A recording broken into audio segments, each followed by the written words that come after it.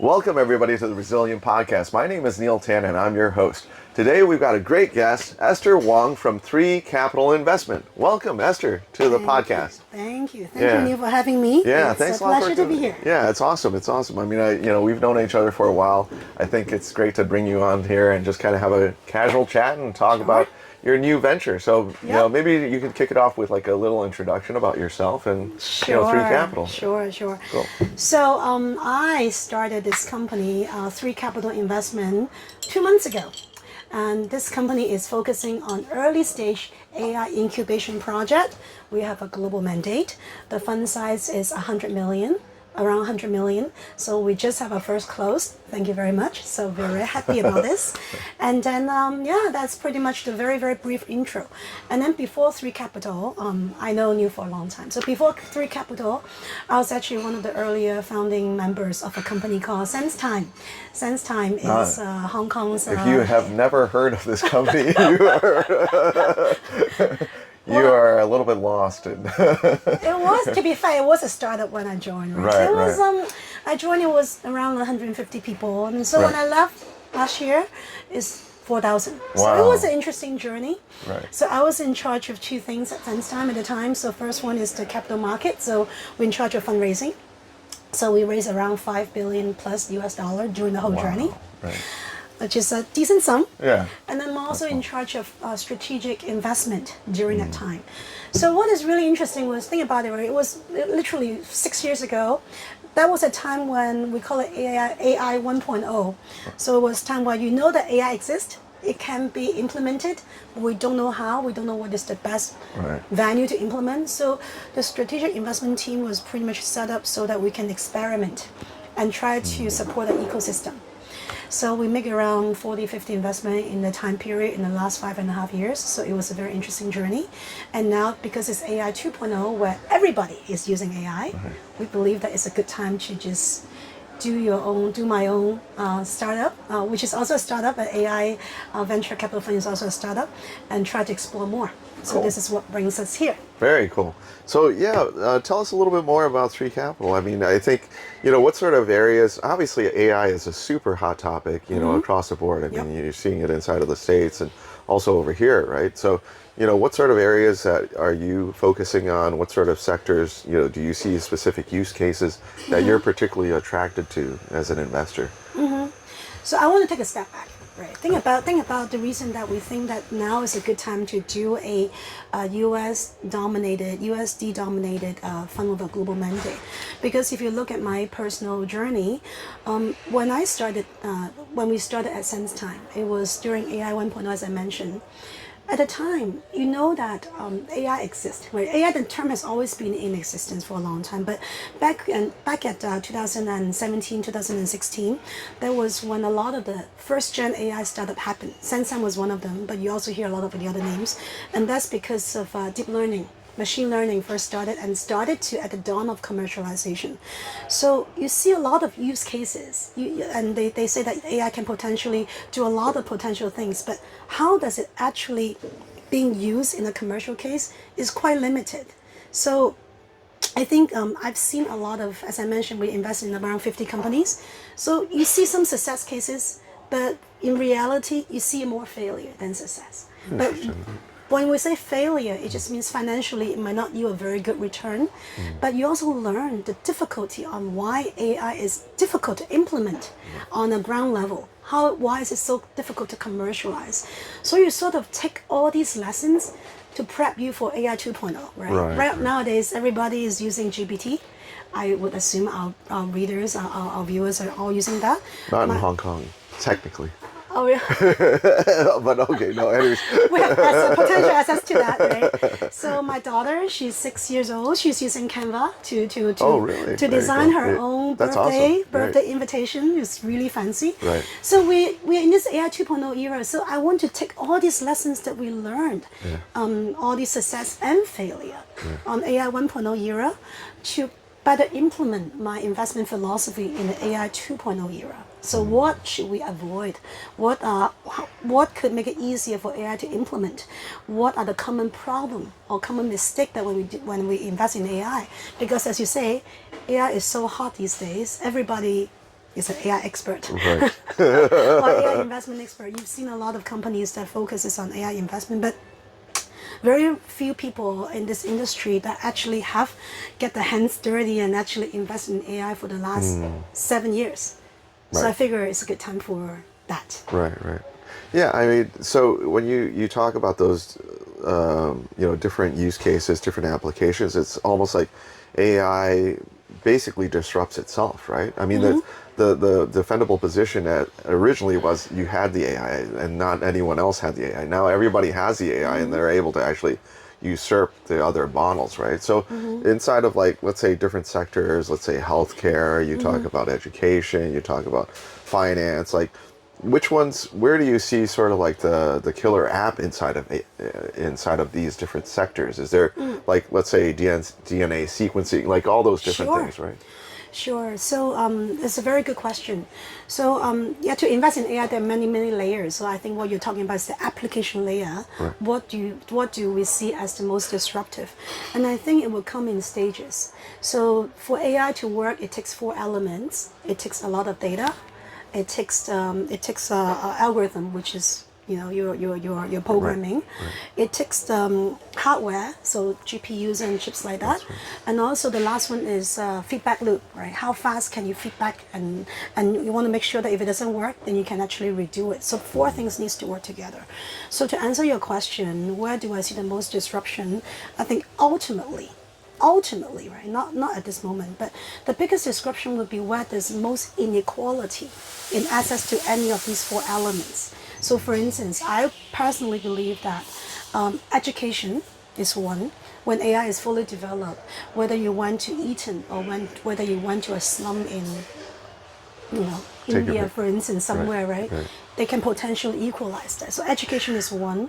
The other one that ultimately will see the most revolution, I personally believe that is actually biotech, because I think AI eventually can learn itself, so that maybe within a lifetime we can potentially cure cancer, right? So that would be one.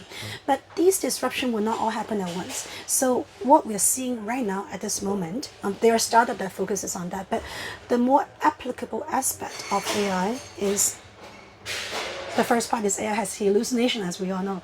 So you want to focus in area that allow more forgiving of these kind of hallucination. So I would say social media, for instance, marketing. Right. If you say something wrong, let's say if you have a chatbot and your chatbot girlfriend tell you something that is not 100% accurate, Right. you will be forgiving. Yeah, Because right. your actual girlfriend might not Yeah. always be 100% accurate as well, right? But versus when your doctor tell you something inaccurate, you'd be Right. like, wow, there's actual consequence. So that's why we want to focus on area that is commercializable at Right. this point. But Right. eventually, yes, the disruption will happen at the more precise end. Right. So it's more of, whether it's talking about business, institutional, corporates, that gets a little bit more sensitive. On the retail, consumer, user right. base, there's a little bit more flexibility at this point, right? Yes. Because you're not going to get a lawsuit like, let's say using the AI. I mean, they had those different discussions. It's like, all right, you've got autopilot on your Tesla. Who's responsible for hitting that, The tree. yeah, right. So Yeah. all those different types of questions. So that's Yep. cool. So yeah, so you're basically broad based in terms of the different sectors. You're sector agnostic, but you're looking at different application layers all the way on down to different infrastructure as well, right? Yeah, so you're right. So I'm looking at application layer, which is the ultimate to C or to B interface that you're Yep. going to see, right? I'm also focusing on the infrastructure layer. The infrastructure layer is the one that, for instance, I'm sure everybody's aware that GPU is a very hot commodity these days, right? And that's why NVIDIA share price is going through the roof.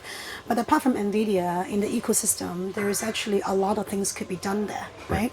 So NVIDIA is one way to play it, but there are also interesting startups that focuses around how the compute, right? There's a whole new demand for compute that people currently has completely underestimated. So how do we play into that?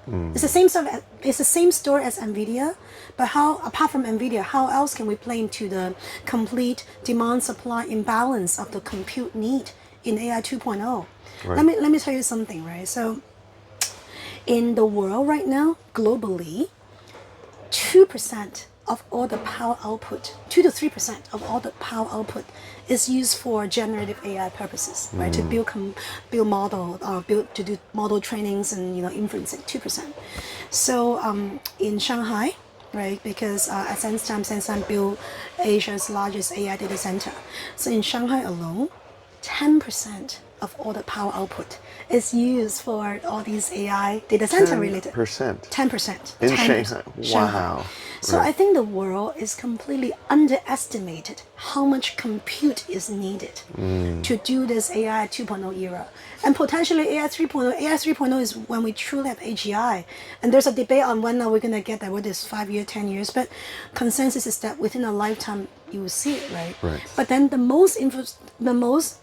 underneath of all that, you need the compute to get it done. Right. So I think AI infrastructure is also interesting. Right. So I mean, looking at different people that are doing chipsets all the way on through, I mean, that's also a area of interest for you guys to kind of support Absolutely. that growth, right? So. Oh, absolutely, Right, absolutely. right. I think power is the new gold. Yeah. Yeah, Yeah. power is the new gold. The world needs a lot of compute. So in terms of the hardware, and the world also needs a lot of energy, right? Right. And then, so talking a little bit about your personal experience. I mean, where are you from? What sort of background and so forth, and how you ended up like at Sensetime, and yeah, because you've Sure. done a lot of different things, right? So yeah, Sure. inside of your career. So yeah. So yeah, I mean, I am from Shanghai originally. My family moved to Hong Kong when I was a kid, and I went to school in Switzerland, and then I went to. Switzerland. I know, I went to school. Yeah, I know. So my first degree was actually hotel management. So I'm a very good cook. Are you really? I am. Like, you still cook yourself and all that? Or? Actually, I still host, as I would like to say, the best roast turkey in Hong Kong. Oh wow. Okay. Come over for Thanksgiving next time, okay? Okay. Yeah, That's the deal. Thanksgiving at my place. So you're still practicing, like, yeah, you I still. love cooking. Oh, you I love love it. cooking. I That's your love it. downtime kind of thing. Yeah, I mean it's very cleansing, right, Right, for the right. mind as well. So, Right. so that was my first degree was actually in hotel management in Switzerland, and then I realized that I don't want to be a professional chef for the rest of my life. So, I got a scholarship to study in the U.S., a Women in Science scholarship. So I went to school in the States, Wow. but I graduated after I graduated the school undergrad in the States with economics and poli sci major, minor in physics. Then I started my first small career. My career was on Wall Street. So I spent 20 years in banking. My first job I remember vividly was on a sales and trading desk. First job was sales and trading. First job was sales and trading on Wall Street. My first job Right. was sales and trading, and what I did at the time was, I was the first person to arrive in on the trading floor every morning. Have you watched a movie called The Devil Wears Prada? Yes. You watched Yeah, that, I've right? seen So that, I've remember seen like that. how she's getting coffee? Yeah. So imagine that was me, but I get coffee for 10 people on the sales desk. But instead of doing this at whatever, I did at 5:45 every morning. 5:45 a.m. Yes, I remember Boom, everybody's boom, boom. order, right? So I was the best coffee getter for the floor. And I mean it, right? I mean, I took my job very serious. I read down everybody's preferences, and they may have different preference on different. I remember precisely what's going on. Right. And then also, my first job, apart from getting coffee, I was a sales training assistant. Was at the time, our focus is on Asia, ex-Japan sales equity. So Equities. every morning I cut the newspaper articles about companies that's under our coverage. So again, I was the best.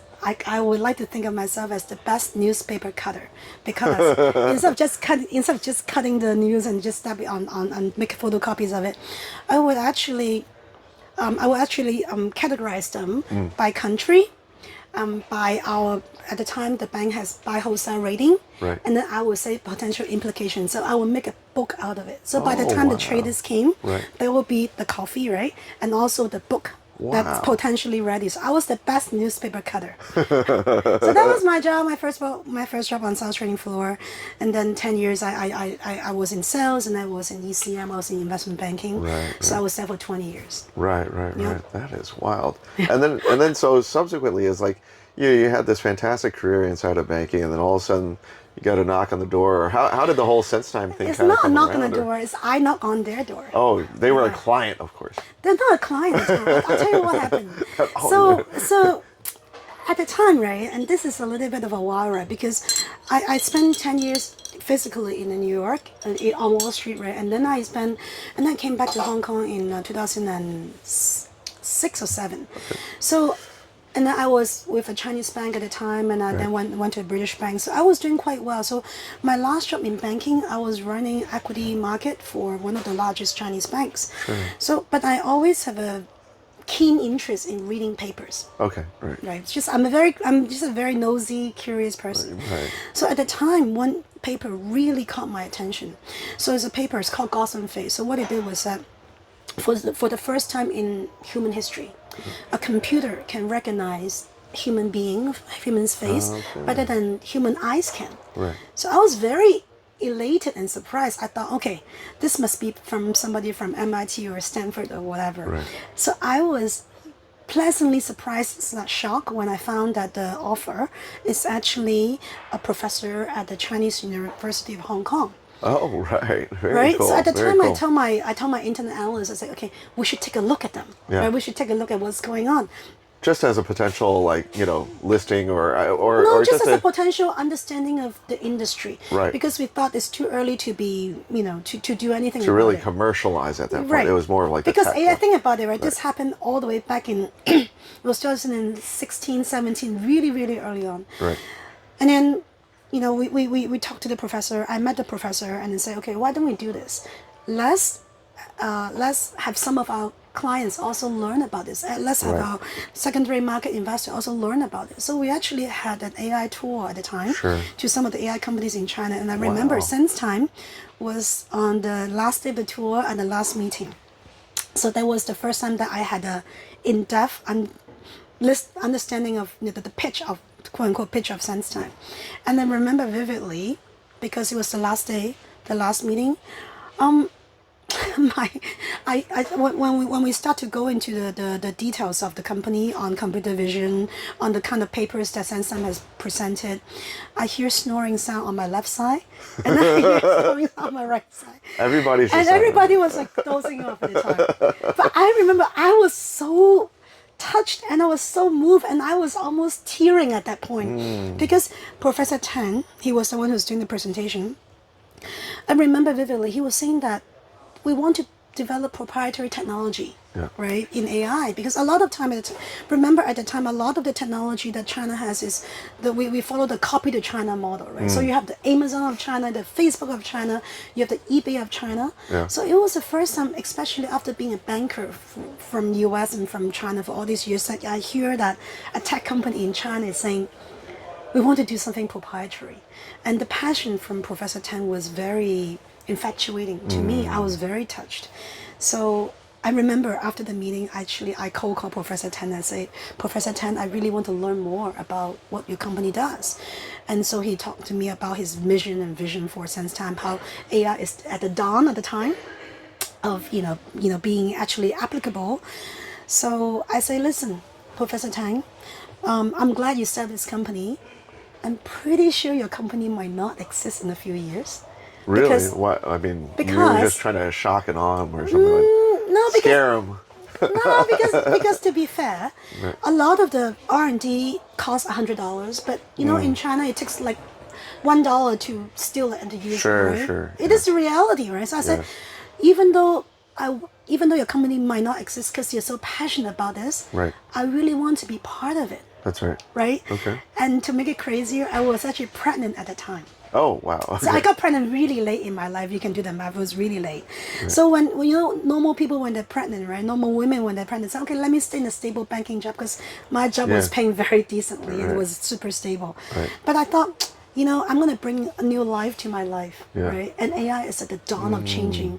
Do I want to be part of the change, or do I want to be the changee? Yes. Right. So I said, I want to be part of the change. Right. So I said, let me help you. So that's how I joined Sensetime. Right. So you just basically pitched them, hey, I could help you fundraise, I could help you, do whatever. I mean, Yeah, to help you fundraise, I can also help to establish other resources apart from money. You maybe commercial resources, because by that time, I've already been in the States and in Hong Kong for a long time, for 20 years in my commercial world. So a lot of my analyst friends at the time were already big time fund managers, right? So that's why I thought fundraise is a given. I can definitely do help, but also other resources, commercial resources. Commercialization and things like that. Yeah, so that was my original pitch. Right. So took him a while, but he said okay. It was like going back so and forth. So it's a reverse pitch. I said, okay, please take me, please take me. So after like 6 months, and Professor Tan said, okay, this girl is serious, right? And this crazy pregnant woman is serious. Yeah. So crazy pregnant and she's got a stable job, but then she wants to go into a startup. It's like there's a lot of different things going on inside of that, right? So it was that. So I had my baby, and then the first thing I did was, after I had my baby, literally the next week I joined. Really? Yeah. Oh wow. Yeah, I was breastfeeding the whole time when I joined. It was a little bit crazy. It was a crazy time. It's like crazy. Yeah, so multiple things changing at the same time in your life at that point, right? Yeah. So, yeah, very cool. So yeah, I mean, how was that whole Sensetime? Yeah. Now it's like, okay. TMI. No. But it's okay.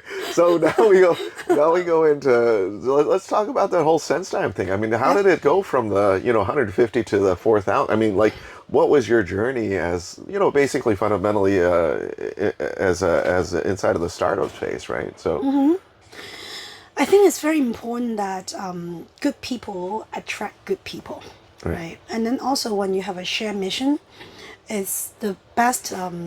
It's the best source to attract a very good people crowd, right? So, I think Professor Tan, as you probably know, he passed away 2 months ago, so it's a tragic loss. But he was really a very big force, right, in the field of AI. There were 10 global media lab globally for AI. The only one in Asia is founded by Professor Tan in Chinese University of Hong Kong. Right. So initially, you got a lot of his students that believed in him, see. right, Right. to Sure, join that the makes company. sense. Right, and of course, you always attract, and at the time, it was so many people that is believing that we all share the same mission, i.e., AI is at the dawn. Number two, China can potentially do very well in this field, right? It's not just copy to China anymore, but China can potentially do very well. Basically lead that whole Yeah, space, so Professor Tan and Sensetime's mission has always been, we want to develop proprietary AI.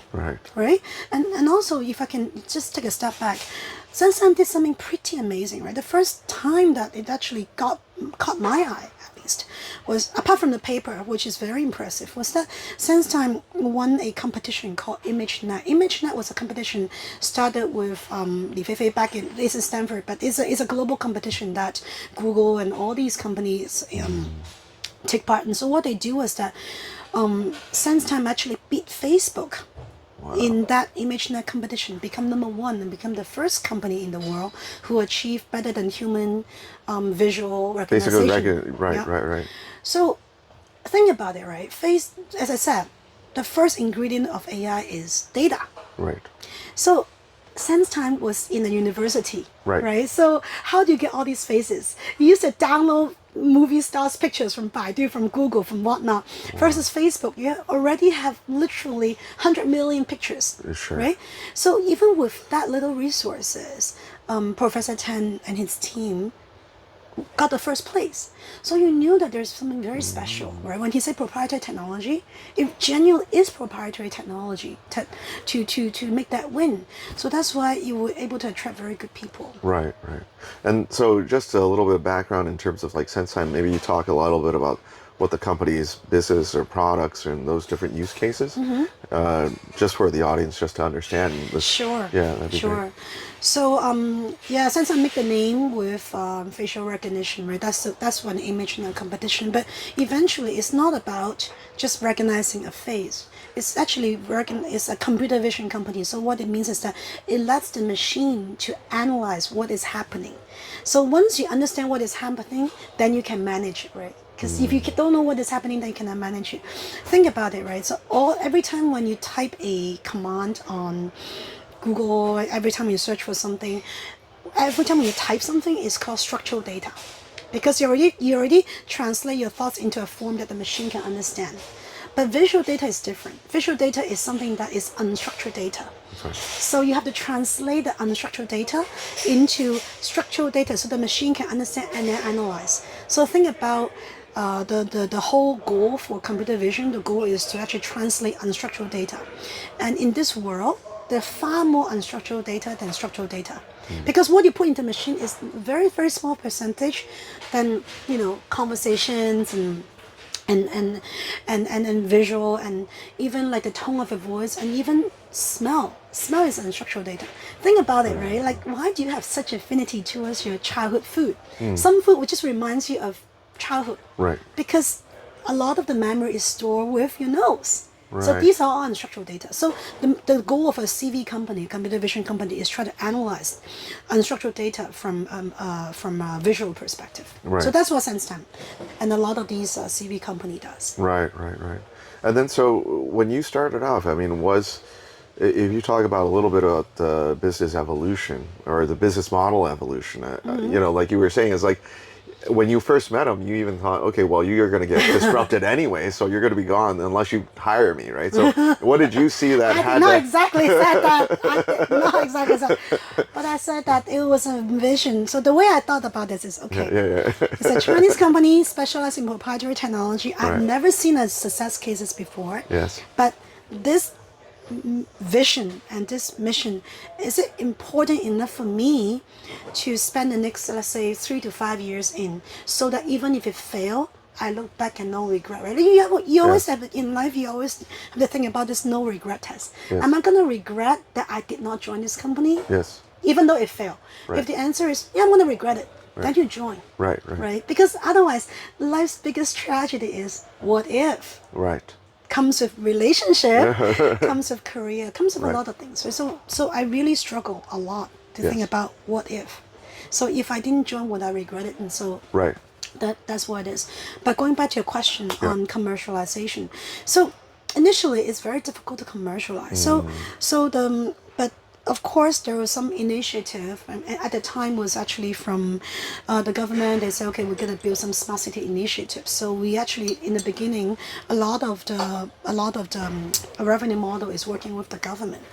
But then we realized that this is not really, in the long run, super sustainable, because the government is a really big supplier, right? So really big customers. So the working capital with working for the government doesn't work, because you have to. Oh, yeah. The more business you do, the more money you laid. Right, You laid right. out first. So you realize that the payback period could be quite long. Sure, Right? yeah. Because you're always not in a great position to borrow from the government. yeah. So that's why, apart from the government, we start to do more and more to business. And Private. The Right, private, less yeah, government, that's more private. right. Right. The to B sector. So that's something that we're just doing, and it's still ongoing. And then we realized that after we have done these commercialization effort, it comes very quickly to our we can totally visualize that in order to get all these algorithm right, we actually need to build a foundation model. Oh, okay. Right? Right. So that's why we think, okay, so what does it take to build a foundation model? Because at the time, a lot of the Chinese companies don't have that concept of building a foundation model. So it's okay, you know what, then we really need to build we need to really leverage on a very large AI data center. Right. So at the time, again, there is no such thing as AI data center. So it's okay, well, why don't we just IPO so we can use the money to build a data center that's specialized for AI? And that's how the whole IPO thing, mostly came about. But interestingly, I remember we're the first company I don't know whether in the world, but definitely in Hong Kong, to IPO, and in a prospectus, we talk about foundation model. But I remember vividly, at the time, I was talking to all these investors about foundation model. Right.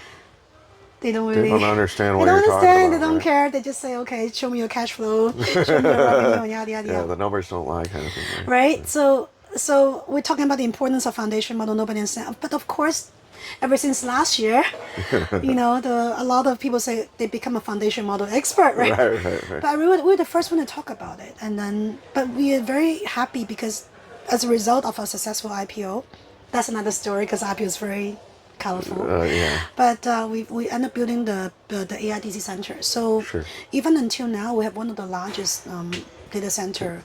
I'll say we, I mean Sensetime still one of the largest data center in the actually in Asia, which is that located right? in Shanghai. Yeah. Right, right. Wow, Yeah. that's huge. So, this all happens before the chip ban, right? Because, That's right. the Biden administration imposed a chip ban to all of China. Sure. So that brings a whole different level of dynamic to how Right, China right. can build this compute going forward. But Sure. yeah, but this happened before that. Right. Yep. And so when you were talking a little bit about the IPO journey, I mean, it's never a smooth sailing. I mean, we both were inside of banking. We know how it is. But what was the critical challenges inside of that, getting this listed and so forth? So, We were caught. I have to say that a lot of the Chinese companies are caught right in the whole that's geopolitical right. atmosphere. So Samsung unfortunately was one of them. So it was very. The timing couldn't get any worse because we opened our book. We had a very successful initial momentum for book building, right? As you in banking, like how Right, you right. normally have a few That's weeks for right. book building, and then on the last day of the book building, the U.S. government put us into this so-called CMIC list, right? Whoa. Okay. So on the very last day. So as a result, you can imagine that when you hit one bird on the tree, all the other birds flew away. It's not just that Right. one bird flew away; all the other birds flew away. So we have to rebuild it. So the decision at the time was whether you want to we start this IPO because we're very close to year-end filing, right? So either you have to refile everything and wait for the next calendar or quarter or half annual calendar, or we try to spend the next literally 7-10 working days to rebuild the book. Right. So we choose the latter, Yes. and it was successful. So it was done, That's but not a let's say a small. lot of sleepless nights for the team. Yeah. But it was done. Yeah, it Yeah. was done. And that's But again, it was done, so we're happy about it, right? It was one milestone that we completed, but you can see that the unfortunately, right, the geopolitics is always there. It's not just to sense time. This is just a reality that the Chinese companies have to face. right. Right. So that was sort of like the beginning of how we realized, wow, this is it's there. Right, right. Yeah. So basically, you were able to actually get it listed, unlock it, unlock the value, if you will, and also access the markets and so forth. And then subsequently, you guys used all the use of funds and so forth to further expand, right? So the idea was that we wanted to build the data center. Okay. So that's what we did. So And double down on the Shanghai data yeah, center. because we And, realized that in order to do AI 2.0, because at the time we were already thinking about building an AGI model, right, a model that can have general understanding of the world, we realized that we need a lot of compute power. So we were a few years ahead of the market in that sense. right, right. Yeah. Okay, cool. Yeah, and then so what are going through that whole journey? What did you feel that was super important that you learned out of it? Through all the different sort of trials and tribulations inside of Sensetime, and taking the company from 150 to 4,000, pivoting in terms of the business models, maybe dealing with the different types of teams that you had to build. Like, did you have any particularly key learnings from out of that? She's like, I no. think He's like, just keep going.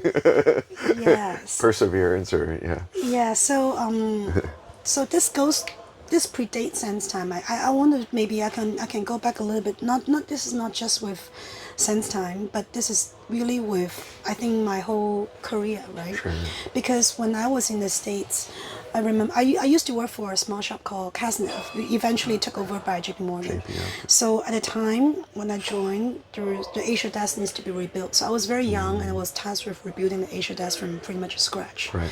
And then I joined a company called CICC. It was Sure. a Chinese company, so we have to build a US desk from scratch. And then I joined a company called Barclays. It's a Sure. UK bank. And then again at the time they were starting to invest in Asia, so we built the team from scratch. And then I joined a Chinese bank to head the ECM desk. And then we have to build the business not from scratch, but have to do a lot of reorgs so that the team can actually flourish. Right. And then you join SenseTime, and then I joined SenseTime, and you sort of build the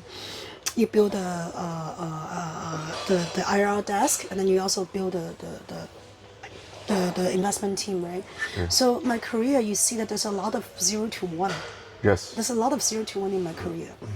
So what I really learned from all these 0 to 1 experience is that you really need, number one, you need people that believe in your mission. Right. You really do. And that's is very, very important because people don't leave a company or leave a firm because of money. Money is not the number one issue, right? But people leave because they feel like they don't have potential to grow further, or they don't believe in you. They think you're not a horrible role model. So you always want to hire people that share the same vision as you. And then the number two I learned is that grit, right, hard work and the ability to face difficulty is far more important than intelligence. Far more important. So the companies or the people that I see successful, some of them work for me, some are my role models. They're not necessarily the smartest people in the world, right? I mean, only very, very few people has the IQ of whatnot, right? But one thing that we all can train is the ability to go through and persevere towards difficulty. And I think that's people that I think in the end could be very successful, right? So number one, hire people that share the same vision. Number two, hire people that has a lot of grit, has a lot of perseverance. And number three, not in that particular order, but just hire genuinely people with good integrity. Right? Because it will be very difficult when you have grit, but you want to keep doing the wrong thing, obviously.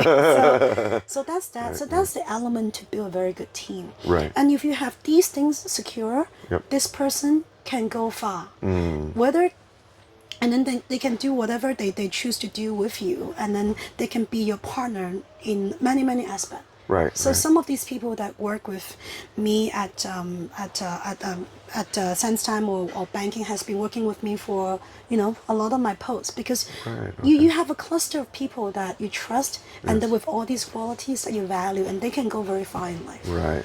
So you kind of bring the team with you. Sometimes, sometimes. Where you go, right? You also have to be realistic because sometimes when you do a startup, then you cannot, the monetary cannot pay as much. So, but then you know that these people would potentially be with you if you have done well and whatnot. So you have a cluster of people that you trust, and then you have a cluster of mentor that you trust. So my first mentor on Wall Street, she has a nickname, right? Like the Wolf of Wall Street. So her nickname is like the I can say this on the podcast, the bitch of Wall Street. So she's known to be extremely mean. Your mentor when you were in Wall Street. So it was exactly like the movie Devil's Wear Prada. Yeah. So she was very, very mean. So she would be the point where I remember when I was giving her, like, I one of the jobs is I have to deliver a laptop to her dad to her home at night. And I remember I just delivered the box because she just got it new, sent to the office. I just delivered the box. She gave me an earful of why not open the box, install all the software, and then deliver to me. What do you expect me to do with the box? Yeah. She went on and on and on about this, right? So I think from her, I learned, you know what? You always have to think about the other person's perspective. So all the jobs in the world essentially can narrow down to one job. Right. How do you make your boss look good? Right. How do you make his or her job easier? So, okay. Yeah. If you're not your own boss, then your only job is how to make his or her job easier, how to make him or her look good. And this is something that ingrained in me very, very early on. Right. From the B of Wall Street. we still talk. I mean, when we still say, today, you're in touch with them. definitely. Like a cluster of mentors that I have, right? The role models. You don't have to have Elon Musk as role model. You learn, or maybe in my case, I learned a lot of snippets from a lot of people that come into my life. Right. So with her, I learned that, precision and consideration is very, very important. So I really appreciate all her teachings. Right. Yeah. Cool. Yeah. Good stuff. As far as now, if we kind of basically transition over to sort of where do you see this whole AI space moving, right? I mean, you got a lot of different issues. Let's say, for example, like, the ethical use of AI and all those different things. Maybe share some of your views on that space, or where do you see kind of like key trends? Sure. So in terms of what I think the trend of overall AI, so first of all, we are potentially moving to an area where application is going to flourish, right? Right. Because of now that we have a very good foundation model built by, OpenAI, built by Llama. There's a lot of amazing foundation model, and with a little bit of fine tuning, a lot of interesting application can come out. So that's one area that you can have application. So as I said, social media, maybe social gaming first, and then more and more towards more precision needed areas such as medicine or finance, right? That is one general trend, and then this is on the sector, right? And then the other general trend is on the actual interaction wise, because right now we interact mostly with our device, but what is considered an edge device would take a very different definition. So, for instance, I do believe that my daughter, potentially, her future husband could be a robot, right? So, I don't know about but that. the human Okay. being can potentially be an edge device as well when we think about what Neuralink is doing. So what we consider an edge device is going to also go through a revolution, which brings into a very important question on AI ethics. So right now, Right. where do you draw the line is always a matter of great debate, right? So right now, you can say, okay, it's fun and game to have a robot boyfriend or robot girlfriend or whatever. But it's how ethical it is to, let's say, talk to potentially someone in the past. You can talk to, you can That's right. revitalize Einstein. Okay, fine, fun, fair and game. But what about you talk to someone that's dead relatives, right? Yeah. Like, where do you draw the line? So I do think that with all these issues that China and US and every country has, because I do believe that every country would need to have their own AI, what we call sovereign AI. But that is one area, like ethical AI is where you can potentially have a global set of rules and regulations and boundaries. I think that's actually quite important to get it done. Yeah, because I mean, ultimately, there's overarching. What's our global, I would say, mandate or global guidelines, right? And then each place has its own sort of, culture, values, Absolutely. those different things, right? Yeah. So, And then we need to draw. I mean, if I believe that there are some core sets of values that is universal, right? Regardless of a religion background or a social background. So, for instance, I do believe that AI cannot be used to harm a human life. right, For instance, right? right, So this is my own set of core value, and I believe that right. this should be applied universally. But does it apply to? Does every country with powerful AI feel this way? Yeah, probably not, because AI is also in the military role as well. Right. So I do think that it's actually now is a very critical time for all the world leaders, Right. not just in the West, right, but also this part of the world as well, to sit together and draw some boundary. Right, right. Yeah. Where do you see It's a sort very of? big topic, so it's a very Yeah, good that's question. it. Yeah, because I It's a think very good question. yeah, because exactly what you're saying is like, okay, well, of course, from the societal perspective, is like, all right, well, can't harm, but then on the military, that's what the purpose of the military is like, Right. so there's And some would different. argue that because with AI you can do more precision, so Right. you can do less damage. Yes. Right? Right. Right. So there's always two sides of the argument. So yes, with that in mind, could we please narrow down? I think now is a very critical time for a more global conversation on that. Right. What about as far as like employment, jobs? I mean, where do you see this type of technology taking over certain role and responsibilities that humans have? And where do you see those people like, repurposing or retooling to take, other roles? So again, good question, because as a parent, I keep thinking about that, right? So Right, right. what should the next generation be studying? Yes. Because if AI or robots take over all of our jobs. But think about it, right? In the 19th century, the hardest profession is a smelter. Is that, yeah, Yeah. that's right. Okay. I mean, but who does smeltering? Or maybe the second hardest profession No. is being a blacksmith. Right, right. So No more. did humanity Where the horses are. yeah, did humanity decline because there's no more blacksmith? No, right? So with each technology, it will disrupt some roles, but it can also create some roles. So I think to answer your questions, the two aspects of it. So number one, at least at this particular moment in time, what AI can replace is not really like a whole profession, but certain tasks within a profession. So I would say lawyer is a good example, right? So a lot of jobs of lawyer is just to look at all cases and summarize and see how it applies to the current one. So in the past, you probably need, a few hours or tens and hundreds of hours from paralegal to do it. Right. But now that you can actually condense those into, 5 minutes or even less, and then you can focus on what you really have insight on. So you save a lot of time. Right. But you still need lawyer because you Yeah. still need to go to court and all those stuff, right?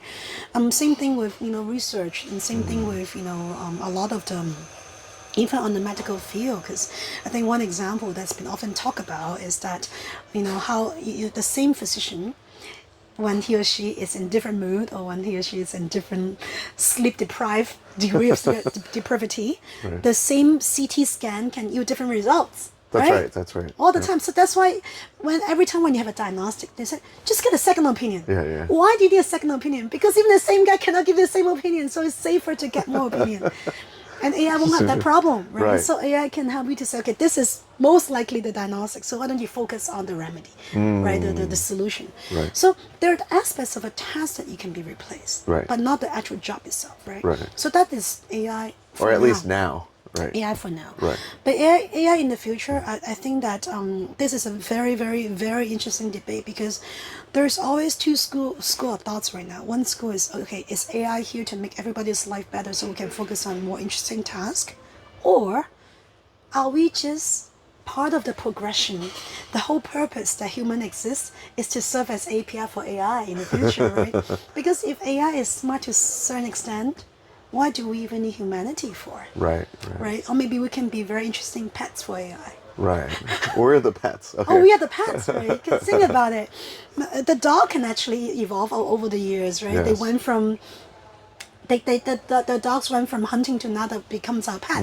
So, but we love dogs. We don't Right. harm dogs. Right. Most of us don't, right? Right, right. So, I mean, can human be AIs? But potentially. So there are two schools of thoughts on that. Yeah, that's interesting. Very different. Where do you see, I guess you spent like 20 years inside of finance, so you know this space pretty well. Like, where do you see it kind of disrupting inside of that whole sector, like inside of financial services, financial industry? I was just telling one of my team that, oh my goodness, these days you don't have to, because they're trying to come up with a deck on the company that we potentially want to invest. Right. I say, why don't you just go to, I don't know if I can name this tool, but why don't you go to one AI tool to do it? Yes. Because the deck can come up in 5 seconds. Right. So finance, right? I Right. remember my first few years, a lot of my time is making precision, super precise PPT. Yes, that's right. Why do I even need that? Not You just anymore. enter the command and it's all done, right? Yeah. Or why do we need to balance the 3 statement? Because one click is all done. So there's a lot of manual work that can be taken out of finance. Sure. But what cannot be taken out of finance is not about making the precise PPT, but the human relationship. The biggest deals are not done because you have a gorgeous deck. Right. The biggest deal are done because we're having a chat. Yes. I like you. I Right. love your idea. Yeah. I believe in your mission. Right. Right. So that's how we get deals done. Right. So I think Right. that part you cannot be replaced. Right. So basically, all the front office people are okay. The front office people need to replace the task Yes. with AI, right? Right, So, right. I mean, it's a cliche, but people that can use AI tools, I mean, AI is not going to replace human for now, but people that can use AI tools can definitely replace people that cannot use AI tools. So one of my KPI, right? Because I hate that word, but one of my hope and requirement for my team is, please, utilize 5 new AI tools every quarter, right? Show us how it's done. Right. So that you can, and show me how it's done in your job. Yes. So that you know how to save time. Right. Because Yeah. your time is valuable. Right. We're parents, or we all have better things to do, right? Even though, Right. even if not kids, like, wouldn't it be nice to spend more time with your pet? Yes. So AI can help you to make your life more efficient, then why not? Right, right. How about AI? I mean, you spent spent your formative life and your career a lot inside of Hong Kong. Where are the potential opportunities here, and how do you see the ecosystem, AI ecosystem, growing here? Right? Oh my goodness, this is such a great question because I am so I'm on the board for Junior Achievement Hong Kong. So for those of you who don't know, Junior Achievement is an organization that actually help a young entrepreneur to start companies. So you give them guidance, fake ones, okay, fake ones. They have business proposals and stuff, but if they win, they actually got a prize. They can start their own company, and it's a global thing. So I'm on the board of that. I'm on the board of Greater Bay Youth Committee. And also, during my time in previous role, obviously I was also a judge for Hong Kong AI Lab. Okay, It's a right, joint right. venture between the government and Alibaba and Sensetime. So I was the judge panel on that. And what I found is that Hong Kong actually is very uniquely positioned. Amongst the top world's top universities, Hong Kong has 5 of them. Sure. So all these universities, you name it, is one of the top ranked ones. But also at the same time, Hong Kong doesn't have a very big market. Remember the 4 elements of AI? The last one is a feedback loop. So Hong Kong, with its population of 6-7 million, the feedback loop is not very big. Right. But the beauty is that Hong Kong has GBA. Okay. GBA, Yeah. Greater Bay Area, Yeah. has around 80, 90 million people. Yeah. So what Hong Kong can uniquely be positioned to do is actually to have this top-notch research scientists that can test the products with the backdrop of GPA. Right. So Hong Kong is blessed in that sense. So as I was judging a lot of these projects, right, or guiding these potential young entrepreneurs, I always said that we should first of all leverage on a lot of resources whatever that we have. Some is from your school, but a lot of resources is open source. You can learn courses, Harvard, MIT, they all have free courses, right, you can Right. take, but you can test it in the GPA. Right. So there's that. But with that said, I also want to say that I think the Hong Kong government can potentially do more to promote the use of AI, especially when you think about retooling. I love how you use that. A lot of the people, like my age, right? I will not say precisely, but let's just assume You that mean people 18? No. exactly. A lot of people have certain work experience. I think it would be great for the government to actually give us some free AI resources, some free AI courses to learn about how to use AI, because just like any new technology, it could be intimidating. Yes. Like for my daughter, like my kids it's the first generation that is completely starting with AI, right? Right. So she's super comfortable to use all these tools. Yeah. But when you ask somebody in the late, whatever, to use AI and see how it can disrupt you, it's very, very scary. Yes. So I think it'd be great if the effort, not just from the science community, but on the government level, you can actually subsidize the retooling or re-education of workforce. I know that you have some of them, but for older people. But I think it would be great for these kind of program for people that has been working, let's say, for 10 years onwards. If you subsidize some courses, why not? To help them to kind of upskill themselves and get more relevant inside of it. Yes, because these changes, yes, exactly, because this wave, how we differ this particular wave of AI versus last wave of mobile internet is that the cycles are a lot more shorter, right? Because think about it, we took a week or 2 off during Chinese New Year. What happened? NVIDIA has the RTC that can have a desktop of large language model. Google has Gemini, whatever version, and then OpenAI has Zora, right? I mean, this all happened within 1 week time frame. So one year in AI is probably like 1 century in normal world, right? So I think it's important that because the cycle is so short, so it's important for the existing workforce to get retool, to get upskill. Right. Not just the young ones. Of course, the young ones also is already, learning about it as well. It's also very important. Because it all contributes inside of the economy to make it more efficient and more effective, right? When the workforce is upskilled. Absolutely. And if I might go as far as a suggestion, because, I know that your podcast is listened by many, it would be great if we have AI as part of the actual Hong Kong syllabus. Because right now it's not the case, right? Now you learn about, which is also important, right? You learn about, English, math, and Chinese history and all those stuff and stuff. Nothing wrong with it. But I think that learning about AI or learning about at least basic programming is at least learning is equivalent to learning about ABC Right. or plus minus multiples. It's quite important. So, I think it's important to actually get it as part of the general curriculum. Right, right. Cool.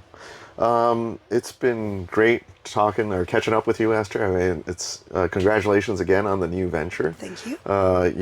Continued success, and of course, keep us posted on any future developments. I know you got a lot of stuff going on, so I know there's going to be more press releases and things like that coming out soon. Yeah, So, thank you for having me. Cool. Thank you. Thank you so much. It's been awesome.